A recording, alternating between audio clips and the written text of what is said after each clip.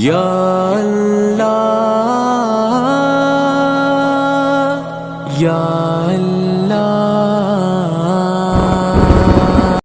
اللہ رب العالمین والصلاة والسلام علی سید الانبیاء والمرسلین، اللہم صلی وسلم علی سیدنا ومولانا محمد وعلی آل و اصحاب سیدنا ومولانا محمد معدن الجود والکرم۔ آج انشاءاللہ تعالی سورۃ الذاریات کی آیت نمبر 24 سے تلاوت کی جائے گی۔ اعوذ باللہ من الشیطان الرجیم، بسم اللہ الرحمن الرحیم۔ هل اتاک حدیث ضیف ابراہیم المکرمین۔ اے حبیب صلی اللہ علیہ وسلم، کیا پہنچی ہے آپ کو خبر ابراہیم علیہ السلام کے معزز مہمانوں کی؟ اذ دخلوا علیہ فقالوا سلاما، قال سلام قوم منکرون۔ جب وہ آپ کے پاس آئے تو انہوں نے سلام عرض کیا، آپ نے فرمایا تم پر بھی سلام ہو۔ دل ہی دل میں سوچا بالکل انجان لوگ ہیں۔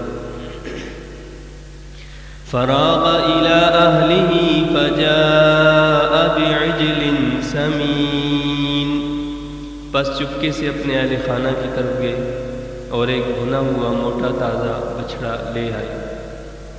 فقربه إليهم قال ألا تأكلون، لا کر ان کے قریب رکھ دیا، فرمایا کھاتے کیوں نہیں؟ فأوجس منهم خيفة قالوا لا تخف وبشروه بغلام عليم، پس دل ہی دل میں ان سے خوف کرنے لگے۔ وہ بولے ڈریے نہیں، اور انہوں نے بشارت دی آپ کو ایک صاحب علم بیٹے کی۔ فأقبلت امرأته في صرة فصكت وجهها وقالت عجوز عقيم، پس آئی آپ کی بیوی چیں بجبیں ہو کر اور فرط حیرت سے تمانچہ دے مارا اپنے چہرے پر، اور بولی میں بوڑھی میں بھانج، کیا میرے ہاں بچہ ہوگا؟ قالوا كذلك قال ربك انه هو الحکیم العلیم، انہوں نے کہا ایسا ہی تیرے رب نے فرمایا ہے، بے شک وہی بڑا دانا سب کچھ جاننے والا ہے۔ قال فما خطبكم ایھا المرسلون، آپ نے پوچھا تمہارے آنے کا کیا مقصد ہے فرشتوں؟ قالوا انا ارسلنا الى قوم مجرمین، وہ بولے ہم بھیجے گئے ہیں ایک قوم کی طرف جو جرائم پیشہ ہے۔ لنرسل علیہم حجارۃ من طین، تاکہ ہم برسائیں ان پر گارے کے بنے ہوئے پتھر۔ مسومۃ عند ربک للمسرفین، جن پر نشان لگے ہیں آپ کے رب کی طرف سے حد سے بڑھنے والوں کے لیے۔ فأخرجنا من كان فيها من المؤمنين، نزول عذاب سے پہلے ہم نے نکال لیا وہاں کے تمام ایمانداروں۔ فما وجدنا فيها غير بيت من المسلمين، پس نہ پایا ہم نے اس ساری بستی میں بجز ایک مسلم گھر کے۔ وَتَرَكْنَا فِيهَا آيَةً لِّلَّذِينَ يَخَافُونَ الْعَذَابَ الْأَلِيمَ، اور ہم نے باقی رہنے دی وہاں ایک نشانی ان لوگوں کی عبرت پذیری کے لیے جو دردناک عذاب سے ڈرتے ہیں۔ وَفِي مُوسَىٰ إِذْ أَرْسَلْنَاهُ إِلَىٰ فِرْعَوْنَ بِسُلْطَانٍ مُّبِينٍ، اور داستان موسیٰ علیہ السلام میں بھی نشانی ہے جب ہم نے انہیں بھیجا فرعون کی طرف ایک روشن دلیل دے کر۔ فَتَوَلَّىٰ بِرُكْنِهِ وَقَالَ سَاحِرٌ أَوْ مَجْنُونٌ، پس اس نے روگردانی کی اپنی قوت کے بل بوتے پر اور کہنے لگا یہ شخص جادوگر ہے یا دیوانہ۔ فأخذناه وجنوده فنبذناهم في اليم وهو مليم، تو ہم نے اس کو اس کے لشکر سمیت پکڑا اور انہیں سمندر میں پھینک دیا اور وہ قابل ملامت بن گیا۔ وَفِي عَادٍ إِذْ أَرْسَلْنَا عَلَيْهِمُ الرِّيحَ الْعَقِيمَ، اور قصہ عاد میں بھی نشان عبرت ہے جب ہم نے ان پر آندھی بھیجی جو خیر و برکت سے خالی تھی۔ مَا تَذَرُ مِن شَيْءٍ أَتَتْ عَلَيْهِ إِلَّا جَعَلَتْهُ كَالرَّمِيمِ، نہیں چھوڑتی تھی کسی چیز کو جس پر گزرتی مگر اس کو ریزہ ریزہ کر دیتی۔ وَفِي ثَمُودَ إِذْ قِيلَ لَهُمْ تَمَتَّعُوا حَتَّى حِينٍ، اور واقعہ سمود میں بھی نشانی ہے جب انہیں کہہ دیا گیا کہ لطف اٹھا لو ایک وقت تک۔ فَعَتَوْا عَنْ أَمْرِ رَبِّهِمْ فَأَخَذَتْهُمُ الصَّاعِقَةُ وَهُمْ يَنظُرُونَ، پس انہوں نے سرکشی کی اپنے رب کے حکم سے تو پکڑ لیا انہیں ایک خوفناک کڑک نے، درآں حالے کہ وہ دیکھ رہے تھے۔ فَمَا اسْتَطَاعُوا مِن قِيَامٍ وَمَا كَانُوا مُنتَصِرِينَ، پھر ان میں نہ اٹھنے کی طاقت رہی اور نہ وہ ہم سے انتقام لے سکے۔ وَقَوْمَ نُوحٍ مِّن قَبْلُ إِنَّهُمْ كَانُوا قَوْمًا فَاسِقِينَ، اور قوم نوح کا اس سے پہلے یہی حشر ہوا، بے شک وہ لوگ بھی پرلے درجے کے نافرمان تھے۔ یہ سورہ زاریات کا دوسرا رکوع ہے۔ اس سے پہلے رکوع کے اندر اللہ رب العزت نے آخرت کے حوالے سے یعنی اہل شقاوت کا بھی تذکرہ کیا اور اہل سعادت کا ذکر بھی کیا کہ جو اہل شقاوت ہوں گے، اہل جہنم ہوں گے، ان کے لیے کس طریقے سے اللہ کا عذاب وہاں موجود ہے، اور اہل سعادت کا تذکرہ کرتے ہوئے بتایا کہ ان کے لیے جنت کی نہریں ہیں اور وہاں کے چشمے ہیں، اور پھر ان کی خصوصیات کو بیان کیا۔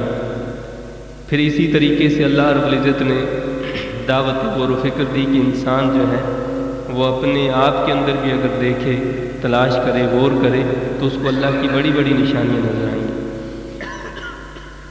اب اللہ رب العزت نے اس رکوع کے اندر جو ہے اس بات سے آگاہ کیا ہے کہ اللہ تعالیٰ دنیا کے سے پہلے یعنی اللہ تعالیٰ جہاں آخرت میں ان کو جس طریقے سے پہلے ذکر کیا کہ ان کو سزا یا جزا دیتا ہے، اسی طریقے سے اللہ رب العزت اس دنیا کے اندر بھی اپنے فرما برداروں کو جو ہے جزا اور اپنے نافرمانوں کو سزا بھی عطا فرماتے ہیں۔ تو اس حوالے سے انبیاء علیہ السلام کا ذکر کرتے ہوئے ان نافرمان قوموں کا ذکر بھی کیا کہ جو اللہ کے عذاب کی مستحق ٹھہرے۔ چنانچہ سب سے پہلے حضرت سیدنا ابراہیم علیہ السلام کا تذکرہ آیا اور فرمایا کہ حبیب صلی اللہ علیہ وسلم کیا پہنچی ہے آپ کو خبر ابراہیم علیہ السلام کے معزز مہمانوں کی، جب وہ آپ کے پاس آئے تو انہوں نے سلام عرض کیا۔ آپ نے فرمایا تم پر بھی سلام ہو، دل ہی دل میں سوچا بالکل انجان ہو۔ سیدنا ابراہیم خلیل اللہ علیہ السلام اپنی مہمان نوازی میں بہت زیادہ مشہور ہیں کہ آپ جو ہے بغیر مہمان کے کھانا تناول ہی نہیں فرماتے تھے۔ تو کہتے ہیں کہ ایک دن حضرت سیدنا ابراہیم خلیل اللہ علیہ السلام اپنے گھر میں جلوہ افروز تھے کہ فرشتے انسانی شکل میں آئے، اور جب وہ آپ کے پاس پہنچے اللہ نے فرمایا کہ یہ معزز فرشتے، یعنی ظاہر بات ہے کہ فرشتے تھے اس لیے ان کو معزز فرمایا، یہ مہمان جو تھے وہ معزز مہمان تھے حضرت ابراہیم علیہ السلام کے۔ تو آتے ہی انہوں نے سب سے پہلا جو کام کیا وہ سلام کیا، یعنی یہ سلام جو ہے بہت پرانی سنت ہے، یہ کوئی نیا طریقہ نہیں ہے بلکہ یہ پرانی سنت ہے، اور اسلام میں یہ پہلے سے ہی چلا ہے، یعنی جب سے انبیاء علیہ السلام کا سلسلہ اللہ نے جاری فرمایا ہے اس وقت سے سلام کا سلسلہ بھی یوں ہی جاری اور ساری ہے۔ اور پھر اس سے یہ بھی واضح ہوتا ہے کہ آنے والا جو ہے وہ جو لوگ وہاں پر گھر میں موجود ہوتے ہیں یا جو بیٹھے ہوئے ہوتے ہیں ان کو آ کر سلام کرتا ہے۔ تو وہ فرشتے آئے اور انہوں نے حضرت ابراہیم خلیل اللہ علیہ السلام کو سلام کیا اور آپ نے ان کے سلام کا جواب دیا، لیکن دل ہی دل میں سوچنے لگے کہ اجنبی قسم کے لوگ نظر آ رہے ہیں، ان کو پہلے کبھی دیکھا نہیں ہے، لیکن آپ نے ان سے کچھ نہیں فرمایا۔ ان کو آرام سے بٹھانے کے بعد آپ چپکے سے اپنے اہل خانہ کے پاس تشریف لے گئے اور فوراً آپ نے ایک موٹا تازہ بچڑا جو ہے اس کو ذبح کر کے تیار کروا کے ان کے پاس حاضر ہو۔ یعنی یہ مہمان نوازی آپ کی تھی، یعنی مہمان نوازی میں آپ حد سے، یعنی آپ یہ کہیں کہ جتنی مہمان نوازی آپ نے جس کا حق ادا کیا وہ کوئی ادا نہیں کر سکتا، تو آپ فوراً لا کر جو ہے ان کے پاس پیش کر دیتے ہیں جو کچھ بھی تیار ہوا۔ تو آپ نے جب ان کے سامنے رکھا تو لا کر ان کے قریب رکھ دیا، فرمایا کھاتے کیوں نہیں؟ اب انہوں نے اپنے ہاتھ کھینچ لی، یعنی وہ کھانے کے لیے آگے ہاتھ نہیں بڑھائے۔ اور یہ عرب کا ایک رواج تھا کہ وہ یہ سمجھتے تھے کہ جو شخص ان کے گھر آئے اور کھانا تناول نہ کرے تو وہ ان کا دشمن ہے، یعنی گھر میں آنے والا جو ہے کبھی ایسا نہیں ہے کہ وہ کھانا نہ کھائے، ایسے شخص کو دشمن تصور کیا جاتا تھا۔ تو ایک فطری خوف سا طاری ہونے لگا کہ آخر کیا بات ہے کہ یہ کیوں کھانا نہیں کھا رہی، یہ کوئی خطرے کی علامت ہے؟ بس دل ہی دل میں ان سے خوف کرنے لگے۔ یعنی حضرت ابن عباس رضی اللہ تعالیٰ عنہ یہ فرماتے ہیں کہ آپ نے یہ سمجھ لیا اور آپ کی ذہن میں یہ بات آ گئی کہ یہ فرشتے ہیں جو کہ انسانی شکل میں آئے، لیکن جب فرشتے انسانی شکل میں آئے، یہ غیر معمولی کیفیت اختیار کریں تو کوئی امر جو ہے، کوئی کام جو ہے وہ اہم ہوتا ہے، اس لیے آپ خوف کھانے لگے کہ کہیں ایسا تو نہیں ہے کہ کسی ایسے معاملے کے لیے آئے ہوں، کوئی عذاب دینے کے لیے آئے ہوں۔ وہ بولے ڈریے نہیں۔ اب ان فرشتوں نے کہا کہ اے ابراہیم خلیل اللہ علیہ السلام، آپ کو ڈرنے کی ضرورت نہیں ہے، اور انہوں نے بشارت دی آپ کو ایک صاحب علم بیٹے کی۔ اس سے پہلے حضرت سیدنا ابراہیم خلیل اللہ علیہ السلام کے ہاں حضرت اسماعیل علیہ السلام موجود تھے، لیکن حضرت سارہ رضی اللہ تعالیٰ عنہ جو آپ کی پہلی زوجہ محترمہ تھی، ان کے ہاں کوئی اولاد نہیں تھی۔ اور مفسرین کرام نے لکھا ہے کہ جس وقت یہ فرشتے حضرت ابراہیم خلیل اللہ علیہ السلام کے پاس آئے تو اس وقت حضرت سارہ رضی اللہ تعالیٰ عنہ کی عمر جو ہے 90 سال تھی، اور حضرت خلیل اللہ علیہ السلام کی عمر مبارک جو ہے 100 برس کی تھی۔ اب ایسے میں آ کر کہا کہ جی آپ کے ہاں بیٹا ہوگا اور صاحب علم بیٹا ہوگا، یعنی حضرت اسحاق علیہ السلام کی ولادت کی خوشخبری سنائی۔ پس آئی آپ کی بیوی چیں بجبیں ہو کر اور فرط حیرت سے تمانچہ دے مارا اپنے چہرے پر اور بولی میں بوڑھی میں بھانج، کیا میرے ہاں بچہ ہوگا؟ حضرت سارہ علیہ السلام جو ہیں وہ اس وقت گھر کے دروازے کے قریب تھیں، تو یہ بات سن کر، یہ خوشخبری سن کر آپ حیرت سے، تعجب سے، یعنی اپنے چہرے پر ہاتھ مارتی ہوئی جو ہے چیختی ہوئی آئیں کہ یہ تم کیسی بات کر رہی ہو، یعنی میں بوڑھی ہو چکی ہوں اور پھر بھانج ہوں، تو میرے یہاں اولاد کیسے ہو سکتی ہے؟ تو بولی کہ میں تو بھانج ہوں۔ انہوں نے کہا ایسا ہی تیرے رب نے فرمایا ہے، بے شک وہی بڑا دانا سب کچھ جاننے والا ہے۔ فرشتے بولے کہ ٹھیک ہے، یہ بات آپ کی صحیح ہے کہ ایک معاملہ دنیا کے اعتبار سے بظاہر ایسا نہیں ہوتا کہ ایسا ہو سکے، لیکن اللہ کے نزدیک وہ کوئی کام مشکل نہیں ہوا کرتا، اس لیے اللہ نے یہ فرمایا، اور اس کا تو جب کسی کام کے لیے حکم ہوتا ہے کہ ہو جا تو وہ کام ہو جاتا ہے، اور اس حکمت والے رب نے، اس جاننے والے رب نے یہ خوشخبری سنائی ہے۔ تو یعنی کہنے کا مقصد یہ ہے کہ یہاں پر حیرت کی بات نہیں ہے، اللہ رب العزت کی بارگاہ میں وہ کام جو دنیا والوں کے لیے ناممکن ہوتا ہے اس کے لیے بالکل سہل ہوتا ہے۔ یعنی دنیا کے اعتبار سے جب ہم کسی ایسے موڑ پر پہنچ جاتے ہیں، ظاہری حالات اور ظاہری کنڈیشن ہمیں یہ بتاتی ہے کہ اب ہم اس صورتحال سے نکل نہیں سکتے، ایسے میں اللہ رب العزت جو ہے انسان کو بتاتا ہے کہ میری حکمت جو ہے وہ ہر جگہ پر پہنچ جاتی ہے۔ چنانچہ ہم دیکھتے ہیں کہ سیدنا یوسف علیہ السلام کنویں میں ان کو ڈال دیا جاتا ہے، کنویں سے جاتے ہیں تو ان کو غلام بنا لیا جاتا ہے، اور پھر ان کو قید کے اندر بند کر دیا جاتا ہے۔ بظاہر صورتحال ایسی نہیں ہے کہ ان کو کوئی ایسا مرتبہ اور مقام اللہ تعالیٰ عطا فرماتا، لیکن اللہ رب العزت نے یہ واضح کر دیا، ثابت فرما دیا کہ رب کائنات جو چاہتا ہے تو وہ کر کے دکھاتا ہے۔ تو جب کوئی بھی صورتحال سامنے نظر نہیں آ رہی تھی، سب راستے بند ہو چکے تھے، تو اللہ تعالیٰ نے یہ بتا دیا کہ اب ہم نے ان کو اس مقام پر فائز کرنا تھا، اس لیے اس طریقے سے ان کو یہاں تک پہنچایا۔ تو حضرت یوسف علیہ السلام اس مقام پر پہنچ گئے۔ تو یہاں پر یعنی ہمیں امت مسلمہ کو بھی اس بات کی اللہ تعالیٰ نے دعوت غور و فکر دی ہے کہ ہمیں سوچنا چاہیے، ہمیں اللہ کی رحمت سے مایوس نہیں ہونا چاہیے۔ ہم یہ سمجھتے نا کہ جی اب ہماری ایسی کنڈیشن ہوگی اب تو ہم اس سے نکل ہی نہیں سکتے۔ اللہ رب العزت کے لیے کوئی چیز ناممکن نہیں ہے، اس کے لیے ہر چیز ممکن ہے۔ ہاں بندے کے لیے ہر شے ناممکن ہے، وہ اپنے طور پر کچھ بھی نہیں کر سکتا۔ یہ تو رب کائنات ہے کہ جو اس کے کاموں کو اس کے لیے آسان فرما دیتا ہے۔ اب جب یہ خوشخبری سنا دی گئی تو حضرت ابراہیم خلیل اللہ علیہ السلام پوچھنے لگے لیکن تم آخر کیوں آئے ہو اور تمہارا مقصد کیا ہے؟ یعنی اس صورت میں آنے کا مقصد کیا صرف یہی ہے کہ مجھے یہ خوشخبری دینے کے لیے آئے ہو؟ تو آپ نے پوچھا تمہارے آنے کا کیا مقصد ہے فرشتوں؟ وہ بولے ہم بھیجے گئے ہیں ایک قوم کی طرف جو جرائم پیش ہے۔ یعنی اللہ تعالیٰ یہ بھی چاہتا تھا کہ ابراہیم خلیل اللہ علیہ السلام کو پہلے آگاہ کر دیا جائے کہ اب فلاں لوگوں پر جو ہے عذاب آنے والا ہے۔ اور حضرت لوط علیہ السلام چونکہ آپ کے سگے بھتیجے تھے اور ان کی قوم پر عذاب آنے والا تھا، اس لیے حضرت ابراہیم خلیل اللہ علیہ السلام کو پہلے آگاہ کر دیا گیا کہ اب اس قوم پر عذاب آنے والا ہے، تاکہ ہم برسائیں ان پر گارے کے بنے ہوئے پتھر جن پر نشان لگے ہیں آپ کے رب کی طرف سے حد سے بڑھنے والوں کے لیے۔ کہتے ہیں کہ اللہ تعالیٰ نے پتھروں کی بارش ان پر کی اور ہر پتھر پر جس کو اس نے لگنا تھا اللہ تعالیٰ کی جانب سے اس کے اوپر اس کا نام لکھا ہوا تھا۔ نزول عذاب سے پہلے ہم نے نکال لیا وہاں کے تمام ایمانداروں کو، پس نہ پایا ہم نے اس ساری بستی میں بجز ایک مسلم گھر کے۔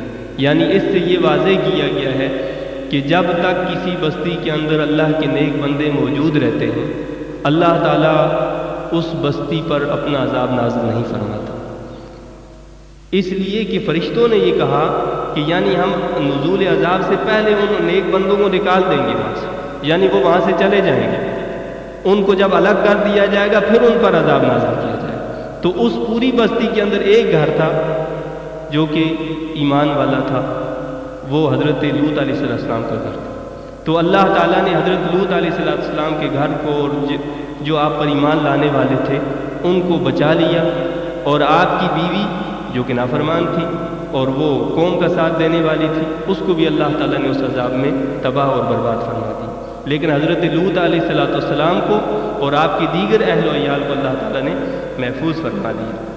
اور یہاں پر اللہ تعالیٰ نے یعنی اسی گھرانے پر مومنین کا اطلاق بھی کیا اور مسلمین کا اطلاق بھی کیا۔ یعنی اسی گھر کو بعض لوگ یہ سمجھتے ہیں کہ مومن اور مسلم میں فرق ہے، یعنی مومن الگ ہوتا ہے اور مسلم الگ ہوتا ہے، لیکن ایسا نہیں ہے، بلکہ اللہ تعالیٰ نے یہاں پر اسی گھرانے کو کہا کہ فَأَخْرَجْنَا مَنْ كَانَ فِيهَا مِنَ الْمُؤْمِنِينَ، کہ ان میں جو مومنین تھے ان کو ہم نے نکال دی ہے۔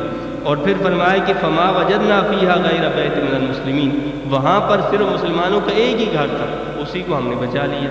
تو انہی پر مسلمانی کا اطلاق کیا گیا اور ان پر مومنین کا اطلاق کیا گیا۔ تو یہ واضح ہو گیا کہ مسلم اور مومن میں کوئی تفریق نہیں ہے، مسلم اور مومن ایک ہی ہے۔ اور ہم نے باقی رہنے دی وہاں ایک نشانی ان لوگوں کی عبرت پذیری کے لیے جو دردناک عذاب سے ڈرتے ہیں۔ یعنی نشانی کیا کہ آنے والوں کے لیے اس بستی کو نشان عبرت بنا دیا کہ جو بھی دیکھے اس بستی کو تو اس کو پتہ چل جائے کہ یہاں پر وہ قوم آباد تھی کہ جس پر اللہ نے اپنا عذاب نازل کیا تھا۔ تو وہ نشانیاں موجود رکھی اللہ نے۔ اور داستان موسیٰ علیہ السلام میں بھی نشانی ہے، جب ہم نے انہیں بھیجا فرعون کی طرف ایک روشن دلیل دے کر۔ اب حضرت ابراہیم اور حضرت لوط علیہ السلام کے تذکرے کے بعد اللہ رب العزت نے جو ہے حضرت موسیٰ علیہ السلام کا ذکر فرمایا کہ ان کے ذریعے سے بھی اللہ تعالیٰ نے نشانیاں، حضرت موسیٰ علیہ السلام کو اللہ نے عصا عطا فرمایا تھا جو سب سے بڑی نشانی تھی، معجزہ تھا۔ پھر آپ کا دست مبارک جب اس کو اپنی بغل کے نیچے دیتے تو اس سے روشنی ظاہر ہوتی تھی، اور کئی اللہ تعالیٰ نے معجزات عطا فرمائے تھے۔ تو فرمایا یہ سارے معجزات دے کر ان کو فرعون کی طرف بھیجا، کھلی نشانیاں دے کر، لیکن کیا ہوا؟ بس اس نے روگردانی کی اپنی قوت کے بل بوتے پر اور کہنے لگا یہ شخص جادوگر ہے یا دیوانہ۔ اب کیا ہوا؟ تو ہم نے اس کو اس کے لشکر سمیت پکڑا اور انہیں سمندر میں پھینک دیا اور وہ قابل ملامت بن گیا۔ اللہ نے واضح فرما دیا کہ جنہوں نے انبیاء علیہ السلام کی تعلیمات سے انحراف کیا، ان کو جھٹلا دیا، ہم نے ان کو تباہ کر دیا، اور انبیاء علیہ السلام کو محفوظ رکھا، وہ بچے رہے اور ان کی اللہ تعالیٰ نے حفاظت فرمائی۔ بلکہ اللہ نے یہاں پر یہ بھی واضح کیا کہ جب اس لشکر کو تباہ کر دیا، یعنی فرعون کو اور اس کے لشکر کو تباہ کر دیا، تو فرمایا کہ وہ قابل ملامت بن گیا۔ قرآن پاک میں ایک جگہ پر ہے کہ فما بکت علیہم السماء والارض، ان پر نہ زمین روئی اور نہ آسمان رویا، یعنی کسی نے افسوس بھی نہیں کیا، اس لیے کہ انہوں نے کہا کہ یہ تو ظالم تھا، یہ تو جابر تھا، سب نے خوشیاں منائیں کہ یہ دنیا سے چلا گیا۔ تو فرمایا کہ ان پر ملامت بھی کسی نے نہیں کی۔ اور قصہ عاد میں بھی نشان عبرت ہے، جب ہم نے ان پر آندھی بھیجی جو خیر و برکت سے خالی تھی۔ اسی طریقے سے قوم عاد نے بھی جب نافرمانی کی تو اللہ تعالیٰ نے ان پر آندھی کو بھیجا، اور اس آندھی کے بارے میں اللہ نے فرمایا کہ وہ خیر و برکت سے خالی تھی، یعنی بھانج تھی۔ بھانج کا مطلب یہ ہے کہ وہ خیر و برکت سے خالی تھی، بالکل اس میں کوئی خیر نہیں تھی، وہ ایسی ہوا تھی کہ جہاں سے وہ گزرتی تھی ان کو تباہ کر دیتی تھی۔ مفسرین کرام فرماتے ہیں کہ یہ ہوا جو ہے صرف انگوٹھی کا جو درمیان کا حلقہ ہوتا ہے، اتنی ہوا کو چھوڑا گیا تھا۔ فرشتوں نے جب عرض کی کہ مولا اس سے تھوڑا بڑھا دیں، تو اللہ نے فرمایا کہ اگر اس سے تھوڑا سا بھی ہوا کو بڑھا دیا گیا تو پوری زمین جو ہے یہ پلٹ جائے گی۔ تو اس ہوا نے کہ جو انگوٹھی کے حلقے کے جو نشان ہے، اتنی ہوا جو اللہ نے چھوڑی، اس نے اس بستی کو تباہ فرما دیا۔ تو فرمایا کہ نہیں چھوڑتی تھی کسی چیز کو جس پر گزرتی، وہ ہوا جس چیز پر گزرتی تھی اس کو تباہ کر دیتی تھی، مگر اس کو ریزہ ریزہ کر دیتی۔ اور واقعہ سمود میں بھی نشانی ہے، جب انہیں کہہ دیا گیا کہ لطف اٹھا لو ایک وقت تک۔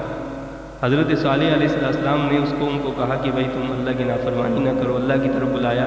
ان کے کہنے پر جو ہے پتھر سے اونٹنی کو جو ہے معجزے کے طور پر اللہ تعالیٰ نے ظاہر فرمایا، تو فرمایا کہ اس کا خیال رکھو، لیکن انہوں نے اس اونٹنی کو جو ہے قتل کر دیا، اس کی کونچیں کاٹ ڈالی، نقصان پہنچایا۔ تو آپ نے کہا کہ پھر 3 دن جو ہے انتظار کرو، پھر اللہ کا عذاب تم پر آنے والا ہے، تو 3 دن لطف اٹھا لو۔ بس انہوں نے سرکشی کی اپنے رب کے حکم سے، تو پکڑ لیا انہیں ایک خوفناک کڑک نے، درآں حالے کہ وہ دیکھ رہے تھے، یعنی وہ دیکھتے رہ گئے۔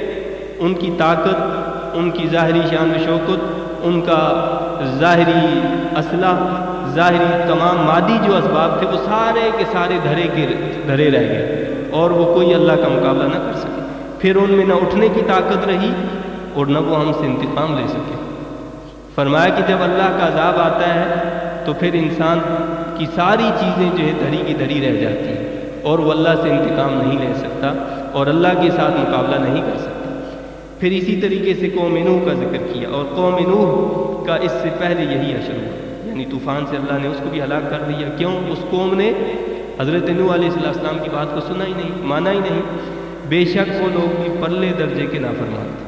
تو فرمایا کہ یہ جتنے بھی نافرمان تھے، ان تمام نافرمانوں کو ہم نے اس دنیا کے اندر بھی ہلاک فرما دیا۔ یہ ہمارا طریقہ ہے، یہ ہماری سنت ہے جو پہلے سے چلی آ رہی ہے۔ ہمیں اس لیے بتایا کہ تم عبرت حاصل کرو، جس طریقے سے رب کائنات نے آخرت میں ان لوگوں کے لیے عذاب کو رکھا ہے، وہ رب جب چاہتا ہے تو دنیا کے اندر بھی سزا دے کر پوری دنیا کو دکھا دیتا ہے کہ ہم اس طریقے سے سزا دیتے ہیں۔ تو اللہ تعالیٰ سے دعا التجا ہے کہ اللہ تعالیٰ ہمیں قرآن و سنت کی تعلیمات کا فہم عطا فرمائے، اور ان تعلیمات کو سمجھ کر ان کے مطابق عمل کی توفیق عطا فرمائے۔ آمین۔ وآخر دعوانا الحمد للہ رب العالمین۔